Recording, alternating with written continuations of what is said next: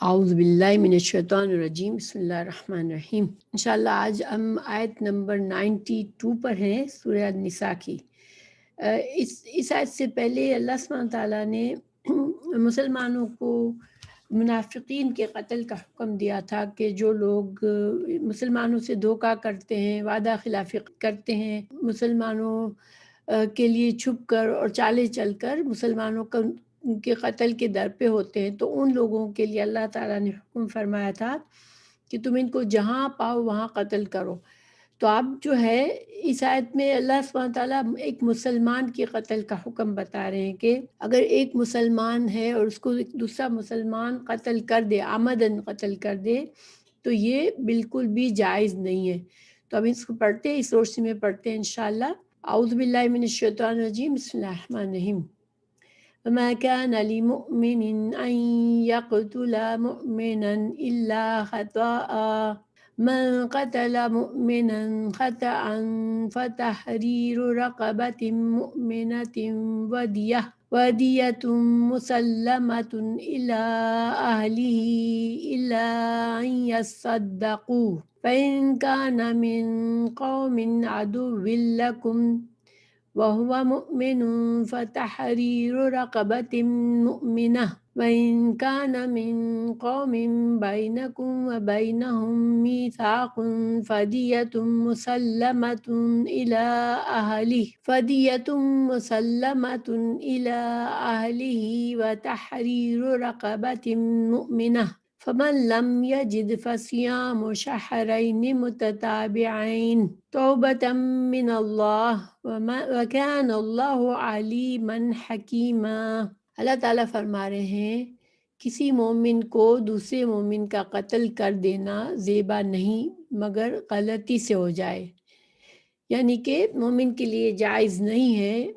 یہ حرام ہے کہ وہ کسی دوسرے مومن کو قتل کرے، مگر اگر غلطی سے ہو جائے تو اور بات ہے۔ جو شخص کسی مسلمان کو بلا قصد مار ڈالے، اس پر ایک مسلمان غلام کی گردن آزاد کرنا اور مقتول کے عزیزوں کو خون بہا پہنچانا ہے۔ ہاں، یہ اور بات ہے کہ وہ لوگ بطور صدقہ معاف کر دیں، اور اگر مقتول تمہاری دشمن قوم کا ہو اور ہو وہ مسلم، تو صرف ایک مومن غلام کی گردن آزاد کرنی لازمی ہے، اور اگر مقتول اس قوم سے ہو کہ تم میں اور ان میں عہد و پیمان ہے تو خون بہا لازم ہے جو اس کے کنبے والوں کو پہنچایا جائے، اور ایک مسلمان غلام کا آزاد کرنا بھی ضروری ہے۔ بس جو نہ پائے اس کے ذمے 2 مہینے کے لگاتار روزے ہیں اللہ تعالیٰ سے بخشوانے کے لیے، اور اللہ تعالیٰ بخوبی جاننے والا اور حکمت والا ہے۔ تو اس آیت میں پہلی بات تو ہمیں یہ پتہ چلتی ہے کہ ایک مومن کے لیے دوسرے مومن کو قتل کرنا حرام ہے، ٹھیک ہے۔ ما کان لمؤمن سے مطلب ہی یہی ہے کہ کسی مومن کے لیے یہ جائز نہیں ہے۔ اب قتل خطا کیا ہوتا ہے؟ دیکھیں، ہو سکتا ہے کہ انسان کسی کو کافر سمجھ کر ایک مسلمان کسی کو قتل کر دے، لیکن بعد میں پتہ چلے کہ وہ مومن تھا، یا پھر اس نے نشانہ تو کافر کو بنایا ہو لیکن غلطی سے مسلمان کو لگ جائے اور مسلمان مر جائے، اور اسی طرح کی صورتیں جس میں انسان کا نیت اور ارادہ نہیں تھا قتل کرنے کا لیکن قتل ہو جائے، تو اس کو قتل خطا کہتے ہیں۔ تو جب قتل خطا ہو جائے تو کیا کرنا ہے؟ تو دیکھیں، پہلی بات تو یہ کہ اس میں دو چیزیں ہیں، ٹھیک ہے۔ اور اس سے پہلے یہ بتا دوں کہ جو قتل عمد ہے، یعنی کہ جو حرام قتل ہے، وہ اگر انسان کرتا ہے تو پھر قصاص ہوتا ہے، یعنی کہ مقتول کے بدلے قاتل کی جان لی جائے گی، ٹھیک ہے۔ لیکن قتل خطا میں قصاص نہیں ہوتا۔ قصاص یعنی کہ جان کے بدلے جان لینا نہیں ہوتا، بلکہ 2 چیزیں ہوتی ہیں۔ ایک تو چونکہ یہ بہت بڑا گناہ ہے، پھر بھی ایک انسان کی جان لینا، اب چاہے خطا سے بھی ہو گیا تو پھر اللہ سبحانہ تعالیٰ کا حق ادا کرنے کے لیے کہ بندے کو یہ حق نہیں ہے کہ اللہ نے جس کو زندگی دی اس کو انسان قتل کرے ناحق، تو پھر اللہ کا حق ادا کرنے کے لیے بندے کو کیا کرنا ہے کہ ایک مسلمان غلام کو آزاد کرنا ہے۔ دوسری بات، بندوں کا حق، جس خاندان کا وہ فرد تھا اس خاندان کا نقصان ہوا تب اس کا حق ادا کرنے کے لیے حقوق العباد کے طور پر اسے دیت دینی ہے۔ دیت کا کیا مطلب ہوتا ہے؟ خون بہا، یعنی یہ خون کی قیمت، اس نے خون کیا تو اب اس کی قیمت دینی ہے۔ اور خون بہا جو ہے کس کو دیا جاتا ہے؟ مقتول کے وارثوں کو دیا جاتا ہے۔ وارث وہ لوگ ہوتے ہیں جو کہ جن کے اللہ سبحانہ تعالیٰ نے کسی انسان کے مرنے پر اس کے مال کا حصے دار ان کو بنایا ہے کہ مرنے والے کے مال ان کے پاس جاتا ہے۔ تو یہ عام طور پر باپ کی طرف سے جو رشتے دار ہوتے ہیں، بھائی ہیں، چچا ہیں، تو باپ کی طرف سے جو رشتے دار بنتے ہیں وہ وارث ہوتے ہیں، تو وارثوں کو دیا جائے گا، تو وارثوں کو دیت دی جائے گی۔ اور دیت کی مقدار کیا ہے؟ تو احادیث سے پتہ چلتا ہے کہ 100 اونٹ یا پھر اس کے برابر کی قیمت میں سونا چاندی یا کرنسی ہو تو وہ دیت دی جائے گی مرنے والے کے رشتے داروں کو۔ اور جو دیت دی جاتی ہے اس میں مقتول جو قاتل ہوتا ہے اس کے وارثوں پر بھی یہ لازم ہوتا ہے، یعنی کہ صرف قاتل اگر نہیں بھی دے سکتا تو اس کے جو وارث ہیں وہ اس میں اس کی مدد کریں گے، وہ اس دیت کو ادا کرنے میں ان کی بھی ذمہ داری ہوگی، کیونکہ انسان کے مال کے جو حقدار بنتے ہیں تو پھر دیت دینے میں بھی وہ لوگ ان لوگوں کا پر فرض کیا گیا ہے کہ وہ لوگ بھی مدد کریں۔ پھر اللہ سبحانہ تعالیٰ بتا رہے ہیں کہ اگر جو مطلب دیت دی جائے گھر والوں کو، یا اگر تو اللہ سبحانہ تعالیٰ بتا رہے ہیں کہ اگر کہ وہ صدقہ کرے یا صدقو۔ اب صدقہ کرنا یہاں مطلب یہ کہ مقتول کے جو رشتے دار ہیں وہ کہے کہ ہمیں دیت نہیں چاہیے، ہم نے معاف کی،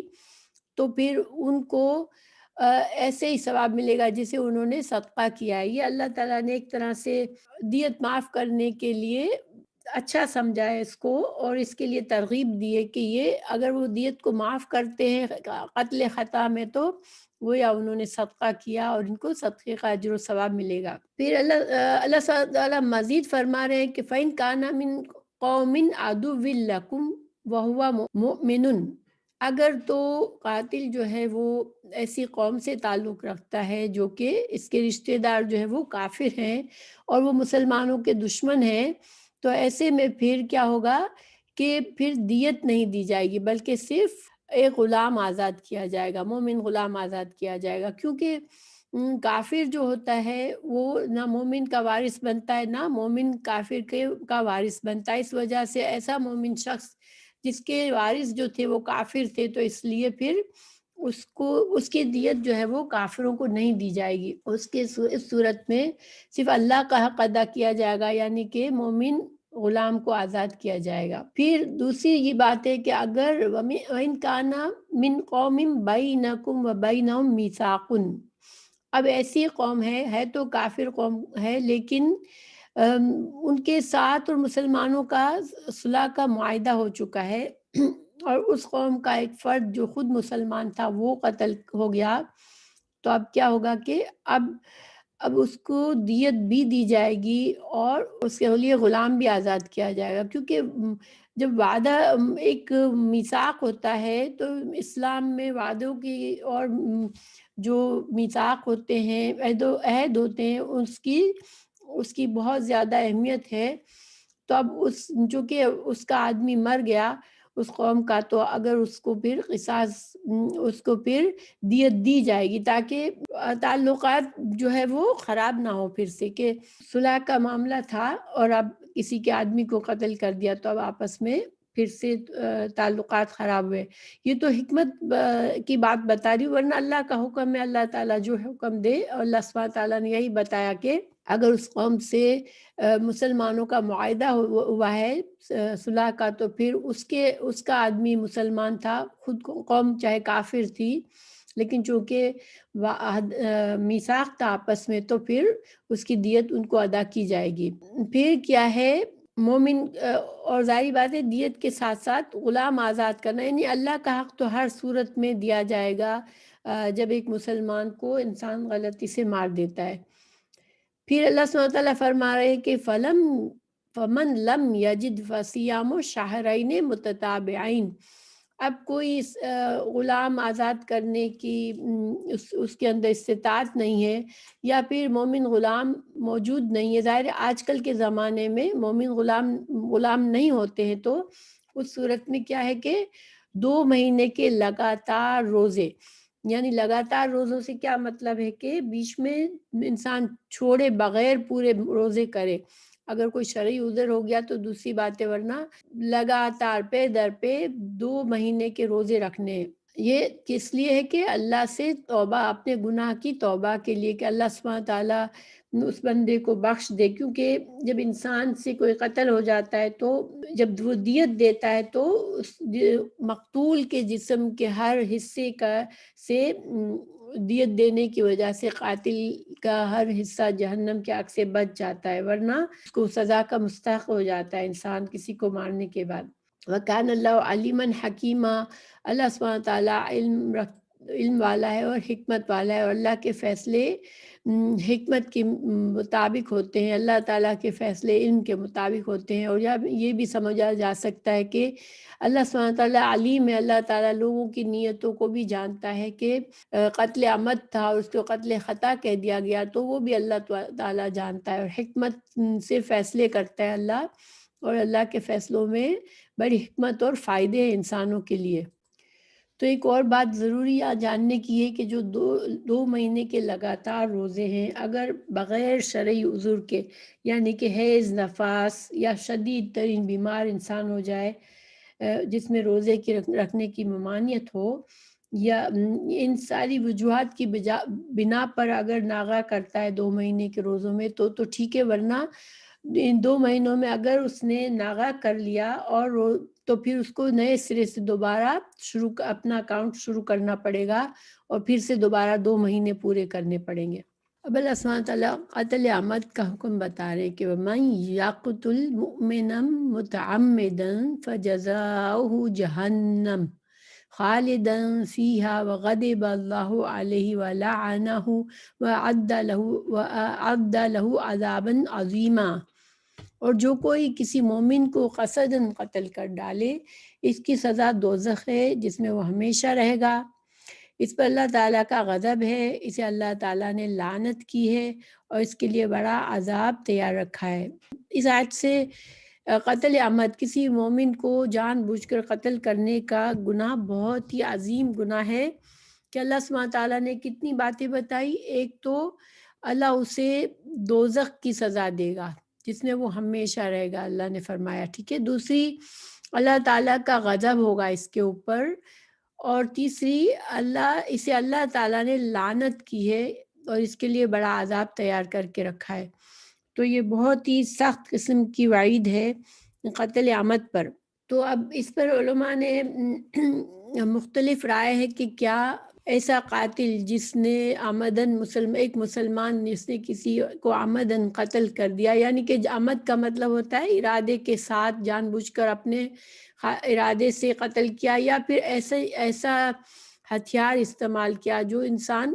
قتل کے لیے ہی کرتا ہے اور اس سے وار کرتا ہے انسان، تو اس کا مطلب ہے کہ اس کا ارادہ قتل ہی کا تھا. تو اب کیا ایسے انسان کی توبہ قبول ہو سکتی ہے؟ تو اس کے بارے میں علماء میں اختلاف ہے. ابن عباس رضی اللہ عنہ اور کچھ اور صحابہ اور علماء نے کہا کہ اس کی سزا، اس کو معافی نہیں ہے. قتل عمد، مسلمان کو قتل کرنا، اس کے یہ گناہ معافی کے قابل نہیں ہے، کیونکہ اللہ سبحانہ تعالیٰ نے اس پر بہت سخت وعید کی ہے. لیکن دوسرے علماء نے اور جمہور علماء نے یہ کہا کہ چونکہ قرآن میں اللہ سبحانہ تعالیٰ نے بہت سی جگہوں پر یہ بات بتائی ہے کہ اللہ تعالیٰ توبہ سے تمام گناہ معاف فرماتا ہے. جیسے مثال کے طور پر سورہ زمر آیت نمبر 53 میں اللہ تعالیٰ نے فرمایا کہ جو شخص توبہ کر لے گا اور ایمان لے آئے گا اور عمل صالح کرے گا تو اللہ تعالیٰ اس کے گناہوں کو نیکیوں میں بدل دیں گے، اور بے شک اللہ غفور رحیم ہے. تو یہ آیت سے پہلے اللہ تعالیٰ نے بڑے بڑے گناہوں کا ذکر فرمایا، قتل عمد، زنا جیسے جرائم کا ذکر فرمانے کے بعد اللہ نے فرمایا تھا کہ اللہ سوائے اسی کے جو توبہ کر لے، ٹھیک ہے. تو گویا کہ اس آیت سے پتہ چلتا ہے کہ قتل اور زنا جیسے گناہ کے بعد بھی اگر اخلاص کے ساتھ انسان توبہ کرتا ہے تو اللہ سبحانہ تعالیٰ اس کی نہ صرف اس کی توبہ قبول کرتا ہے بلکہ اس کے گناہ، اگر وہ گناہ توبہ کے بعد وہ نیکیاں کرتا ہے اور نیکی کے راستے پر رہتا ہے اور گناہ سے بالکل گناہ کو مکمل طور پر آئندہ کے لیے چھوڑ دیتا ہے تو اللہ تعالیٰ اس کی گناہوں کو نیکیوں میں بدل دیتے ہیں، کیونکہ اللہ سبحانہ تعالیٰ غفور الرحیم ہے۔ اسی طرح اللہ تعالیٰ نے فرمایا آپ کہہ دیجئے کہ اے میرے بندو جنہوں نے اپنے آپ پر ظلم کیا ہے، اللہ کی رحمت سے نا امید نہ ہو، بے شک اللہ تمام گناہوں کو معاف کر دیتا ہے۔ تو ان باتوں سے پھر کیا پتہ چلتا ہے کہ گناہ معاف کر دے گا اللہ، بڑے سے بڑے گناہ کو معاف کر دیتا ہے اللہ تعالیٰ۔ یہ جو دوسری آیت تھی یہ سورہ زمر کی آیت تھی، پہلی جو تھی وہ سورہ الفرقان کی آیت تھی، اس میں اللہ تعالیٰ نے گناہوں کی بڑے سے بڑے گناہ کی معافی کا وعدہ فرمایا۔ لیکن پھر علماء کہتے ہیں کہ اگر فرض کریں کہ اس میں چونکہ بہت بڑی وعید بتائی ہے اللہ تعالیٰ نے، تو اگر قتل عمد میں انسان جہنم میں جاتا بھی ہے تو چونکہ ایک مسلمان کے لیے جہنم میں خلود نہیں ہے، یعنی کہ کتنا بھی بڑا گناہ گار ہوگا لیکن چونکہ ایمان ہوگا اس کے دل میں تو اس کی سزا بھگتنے کے بعد آپ صلی اللہ علیہ وسلم کی شفاعت سے یا اللہ سبحانہ تعالیٰ اپنی رحمت سے اسے کبھی نہ کبھی جہنم سے نجات دے کر اسے جنت میں ڈال دے گا۔ چونکہ ایک مسلمان کے لیے اگر اس کا ایمان سچا تھا، اس نے توحید پر تھا، وہ ہمیشہ کے لیے کوئی مسلمان جہنم میں نہیں رہے گا۔ اچھا، ایک سوال یہاں پیدا ہوتا ہے کہ پھر اگر قاتل کو اللہ معاف فرما دے گا تو لیکن مقتول کی تو جان گئی، تو اس کو پھر حقوق العباد کے بارے میں جو کہا گیا ہے کہ انسان کسی کے حق میں ظلم کرتا ہے تو اس کا بدلہ دینا پڑے گا، تو اس کے لیے علماء نے فرمایا کہ اللہ سبحانہ تعالیٰ حقوق العباد کا جو جب فیصلہ ہوگا تو اللہ تعالیٰ اپنے فضل سے قاتل کو تو معاف کر دے گا اس کی توبہ کی وجہ سے، اور مقتول کو اللہ تعالیٰ اپنے فضل سے اس کو راضی کر دے گا، اپنے فضل سے اس کو اتنا کچھ دے دے گا کہ وہ راضی ہو کے اپنے قاتل کو معاف کر دے گا۔ تو اس طرح سے قاتل اور مقتول دونوں کے لیے اچھا انجام ہو سکتا ہے۔ یا ایھا الذین آمنوا اذا ضربتم فی سبیل اللہ فتبینوا ولا تقولوا لمن القى الیکم السلام لست مؤمنا تبتغون عرض الحیاة الدنیا فعند اللہ مغانم کثیرہ كذلك كنتم من قبل فمن اللہ علیکم فتبینوا ان اللہ كان بما تعملون خبیرا۔ اے ایمان والو، جب تم اللہ کی راہ میں جا رہے ہو تو تحقیق کر لیا کرو، اور جو تم سے سلام علیک کرے تم اسے یہ نہ کہہ دو کہ تو ایمان والا نہیں، تم دنیاوی زندگی کے اسباب کی تلاش میں ہو تو اللہ تعالیٰ کے پاس بہت سی غنیمتیں ہیں، پہلے تم بھی ایسے ہی تھے، پھر اللہ تعالیٰ نے تم پر احسان کیا، لہذا تم ضرور تحقیق اور تفتیش کر لیا کرو، بے شک اللہ تعالیٰ تمہارے اعمال سے باخبر ہے۔ یہاں پر اس آیت کے بارے میں واقعات ہیں، کچھ احادیث میں آتا ہے کہ بعض صحابہ کسی علاقے سے گزرے جہاں ایک چرواہا بکریاں چرا رہا تھا، مسلمانوں کو دیکھ کر چرواہے نے سلام کیا، بعض صحابہ نے سمجھا کہ شاید وہ جان بچانے کے لیے اپنے آپ کو مسلمان ظاہر کر رہا ہے، چنانچہ انہوں نے بغیر تحقیق کیے اسے قتل کر ڈالا اور بکریاں بطور غنیمت لے کر حضور صلی اللہ علیہ وسلم کی خدمت میں حاضر ہو گئے جس پر یہ آیت نازل ہوئی۔ یہ صحیح بخاری کی حدیث ہے۔ اس کے علاوہ ایک اور حدیث ہے کہ نبی صلی اللہ علیہ وسلم نے فرمایا کہ مکہ میں پہلے تم بھی اس چرواہے کی طرح اپنا ایمان چھپانے پر مجبور تھے۔ تو اس کا کیا مطلب ہوا کہ دیکھیں، جب مسلمانوں کو حکم دے دیا گیا کہ ان کافروں کو جہاں پاؤ وہاں پکڑو اور قتل کرو، کیونکہ مسلمان جب اللہ سبحانہ تعالیٰ نے یہ فیصلہ کر لیا کہ اب جو ان کے جو جرائم ہیں مشرکین کے، وہ اب اس قابل ہے کہ اب ان کو قتل کیا جائے، جہاں یا پھر وہ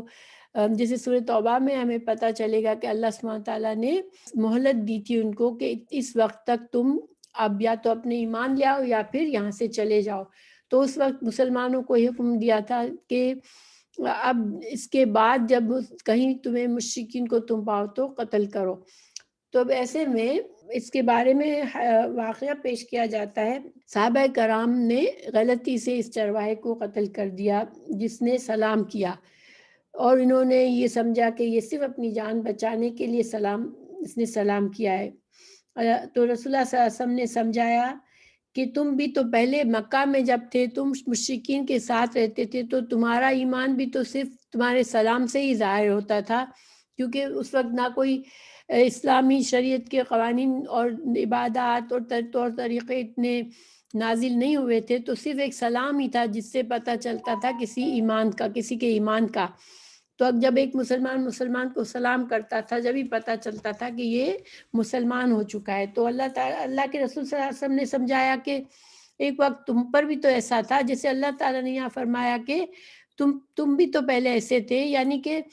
تم کو بھی تو پہلے اپنا ایمان چھپانا پڑ رہا تھا، تو تم ایسا بندہ جو تمہیں کافر قوم کا کوئی آدمی نظر آتا ہے جو خود مسلمان ہے، تو پھر اس کے سلام کو تم قبول کر لیا کرو کہ وہ مسلمان ہے، تم اس پر پھر شک نہ کیا کرو۔ پھر اللہ تعالیٰ نے فرمایا کہ دنیا کے تھوڑے سے مال غنیمت کے لیے تم جلد بازی نہ کرو کسی کو قتل کرنے میں، کہ اللہ تعالیٰ کے پاس اگر تم اللہ اور اللہ کے رسول صلی اللہ علیہ وسلم کی اطاعت کرو گے تو اللہ سبحانہ تعالیٰ کے پاس جو تمہارے لیے نعمتیں ہیں وہ اللہ کا فضل بہت بڑا ہے تمہارے لیے۔ تم ان چھوٹی سی دنیا کی چیزوں کی محبت میں تم اتنا بڑا گناہ نہ کرو، اور اتنی جلد بازی میں کسی کو قتل نہ کرو جو خود کو مسلمان ظاہر کرے۔